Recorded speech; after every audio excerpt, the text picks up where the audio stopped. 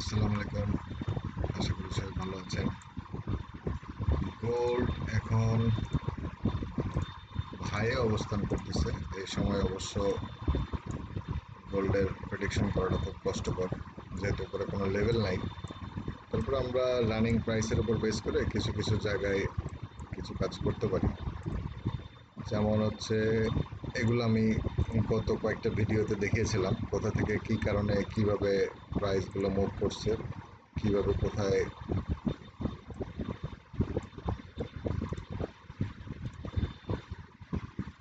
কিভাবে কোথায় কোন কোন প্যাটার্ন ফলো করে প্রাইসগুলো চলছে, সেটা যতটুকু আঁচ করতে পারছি ততগুলা হচ্ছে এখানে শেয়ার করা হয়েছিল প্রত্যেকটা পর্যায়ে। আগের ভিডিওগুলোতে দিয়েছিলাম আমি যে কোথায় কী কী ছিল। তো এখন যেহেতু গোল্ড এখানে আমরা বিভিন্ন টাইম ফ্রেমে যে এগুলো একটু চেক করে দেখবো, ক্রস চেক করে দেখবো যে কোথায় বর্তমানে গেছে। এখন যে অবস্থানে আছে, যদি আমরা 1 ঘন্টায় আসি, আমি এগুলো যে আঁকানো আছে এগুলো একটু পরে আসতেছি। 1 ঘন্টায় যদি আসি, আমরা যদি লাইন চার্টে যাই, তাহলে আমার এখান থেকে যে ভি লেভেলটা তৈরি হয়েছিল, এখানে আমরা একটা মার্ক করতে পারি। এখানে আমরা একটা মার্ক করতে পারি। এখানে মার্ক করার পরে এখান থেকে যে এ লেভেল হয়ে এটা পড়ছে, ওঠার পরে এখানে এটা এই ভি লেভেলের বরাবর এখানে টাচ খেয়ে এটা ওটা চলে যাবে। এটা প্যাটার্ন ওয়াইজ এইভাবে আসে। তো যদি আমরা এটা ক্যান্ডেলে যাই, তো এখানে আমরা দেখছি এখানে একটা বুলিশ এনগালফ 1 ঘন্টার তৈরি হয়েছে। তো যদি আমরা এটা মার্ক করি, আমার লেভেলটা আসতেছে এই বরাবর। এটা আমাদের এখানে এনগালফের একটা লেভেল বর্তমানে আছে, যেটা এখানে আপ ট্রেন্ড হিসেবে শো করতেছে। তাহলে আমরা 1 ঘন্টায় দেখলাম যে এটা বুলিশ স্টেজে আছে। তো এটা যদি আসেও, আসার পরে এখানে রিটেস্টে হবে বা এখানে এনগালফের জোন থেকে যাবে, সেটা আমরা একটু ছোটো টাইম ফ্রেমে যাব। ছোটো টাইম ফ্রেমে যাওয়ার পরে দেখলাম যে এটা একটু রিফাইন হয়ে 1 ঘন্টার লেভেলটা আমরা এই জায়গায় চলে আসছে, এনগালফের যে পজিশনটা। তো আমরা একটু ছোটো করে মার্ক করলাম, এখন এটা এনগালফ হয়ে গেছে। এটা যদি আসে, আসার পরে এখান থেকে প্রাইস চলে যাবে। বাই দিস টাইম এখানে 30 মিনিটে বা 15 মিনিটও দেখতে পারেন। 15 মিনিটে এখানে একটা প্যাটার্ন তৈরি হয়েছে। প্যাটার্নটা আমরা একটা চ্যানেলের মতো বলতে পারি, চ্যানেলের মতো এখানে প্যাটার্ন চলতেছে। এটা এখান থেকে সকালে যে মুভটা দিয়েছিল, এটা আরও ছোটো টাইম ফ্রেমে যেতে হবে, 5 মিনিটে যেতে হবে, তাহলে আরও ক্লিয়ার দেখা যাবে। 5 মিনিটে আমাদের এখানে একটা এলিপস শেপ আমরা দেখতে পাইছি। এখানে 3টা পয়েন্ট কানেক্ট হয়েছে, নিচের এখানে 3টা পয়েন্ট কানেক্ট হয়েছে। এলিপস শেপ হওয়ার পিছনে পরের যে এমএমসির কনসেপ্ট অনুযায়ী যেটা আসে, সেটা হচ্ছে যে আমার এখান থেকে যে ডিমান্ডটা ক্রিয়েট হয়েছে, এটার পরে ঠিক ততটুকু সেম ডিমান্ডটা আমাদের এখানে আবার সে দিবে। তো সেমভাবে সেই ডিমান্ড ক্রিয়েট হওয়ার পরে এলিপসের পরে সে পুরোটা আবার এখানে আমরা পেয়েছি, পাওয়ার পরে তারপর মার্কেটটা চ্যানেলে চলে আসছে। আর এখানে যে কার্ভ লাইনটা দেখতেছেন, এটা হচ্ছে আমাদের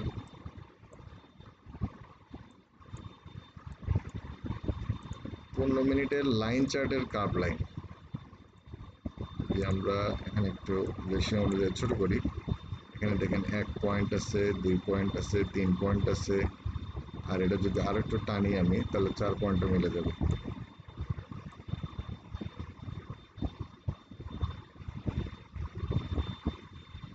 এই যে এখানে 4 পয়েন্টও মিলে গেছে। তো আমাদের এই কার্ভ লাইনের যে সাপোর্ট যেটা আছে, এই সাপোর্টের উপর বেস করে এটা কার্ভ লাইনের উপর মুভ করতেছে। এর ভিতরে ছোট টাইম ফ্রেমে আমরা দেখলাম যে এইটুকু আমাদের এখানে কপি হয়েছে, হওয়ার পরে এটা একটা আসছে। এখন এখান থেকে রিভার্সাল কেন হলো? রিভার্সালের পিছনে কারণ হচ্ছে, এখানে আমাদের 30 মিনিটে, সরি 5 মিনিটে, মানে এটা রিফাইন করা হয়েছে আর কি, এই কারণে মিনিটটা ছোট দেখা যাচ্ছে।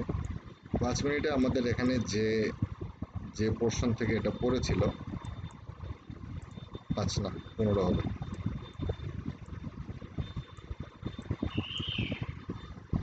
হ্যাঁ 15। এখানে যে যে ক্যান্ডেল থেকে এটা পড়েছিল, এই ক্যান্ডেলের যে জোনটা সেটা আসার পরে এটা ব্রেকআউট দিছে, দেওয়ার পরে সেটা আবার নিচে ব্রেক দিছে, দেওয়ার পরে সেটা রেজিস্ট্যান্স হিসেবে কাজ করছে। তো রেজিস্ট্যান্স হিসেবে কাজ করার পরে এটা যখন উঠছে, ঠিক এই রেজিস্ট্যান্সের যে জোনটা আছে এই জোনে বারবার রিজেকশন দিছে, দিয়ে মার্কেট পড়ে গেছে। পড়ে যাওয়ার পর আবার উঠছে, ওঠার পর আবার পড়ছে, আবার উঠছে, আবার এখান থেকে রিভার্সালে পড়ছে। তো পড়ার পরে সে এখানে একটা চ্যানেল তৈরি করতেছে, যে চ্যানেলটা আমি এখানে ড্র করেছি। তো এখানে আবার আমরা দেখলাম যে 1 ঘন্টা বুলিশ এনগালফ আছে। এখন আছি আমি 30 মিনিটে, 30 মিনিটও বুলিশ এনগালফ আছে, 15 মিনিটেও বুলিশ এনগালফ আছে। সো মার্কেট এখানে আসলে পর বাই যাবে, এসএল আমরা নিচে রাখতে পারি। অন অ্যাভারেজ আমরা এখান থেকে আমরা এই বরাবরে একটা ট্রেড করতে পারি, এটা টপ পর্যন্ত, এই রেজিস্ট্যান্স পর্যন্ত। তো এখানে অলমোস্ট আমার প্রায় 100 পিপসের মতো আছে। এরকম একটা ট্রেড প্ল্যান এখান থেকে করা যায়। আর এর ভিতরে ছোট টাইম ফ্রেমের ভিতরে আমরা এখানে একটা রিভার্সাল পয়েন্ট দেওয়া ছিল। রিভার্সাল পয়েন্টটা আসছে হচ্ছে, এটা আজকে নিউ ইয়র্ক সেশনের একটা ট্রেডের উপর বেস করে করা। সেটা হচ্ছে মার্কেট যখন এখান থেকে আসতেছিল, এটা আমি একটু তুলে দিই। তুলে দিলে যদি আমি একটা ব্যাক টেস্টে যাই, ব্যাক টেস্টে গেলে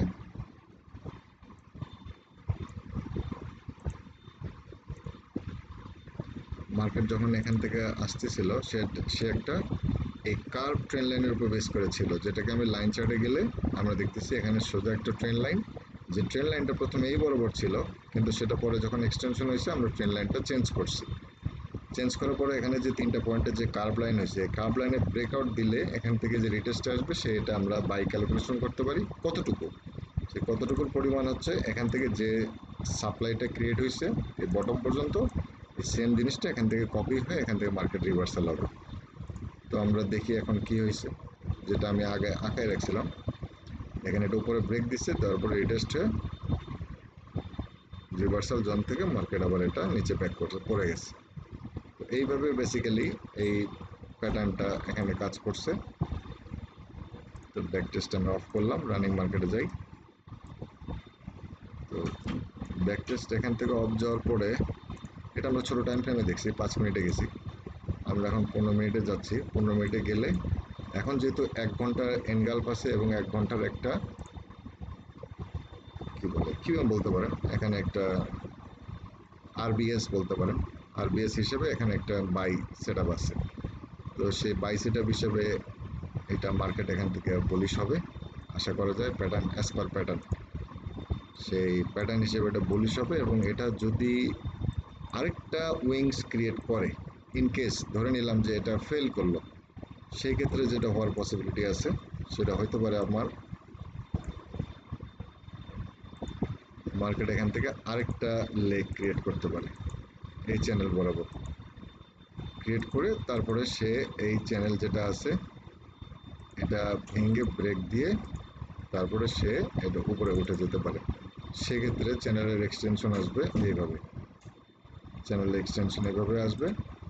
এবং এই পুরাটার যে জোনটা আছে এটা যদি আমি এখান থেকে ফিবো নেই, ফিবো যদি নেই তাহলে এটার 0.5 লেভেল পর্যন্ত অলরেডি আসে, টাচ করে চলে গেছে।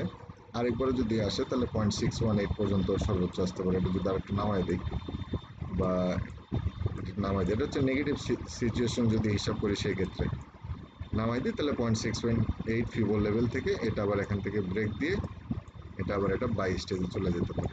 গেলে কতটুকু যাবে, যদি যায় সেক্ষেত্রে যদি আরেকটা লেগ এখানে তৈরি করে, তাহলে আমরা আশা করতেছি এখান থেকে যে মোডটা আমরা এখানে পেয়েছি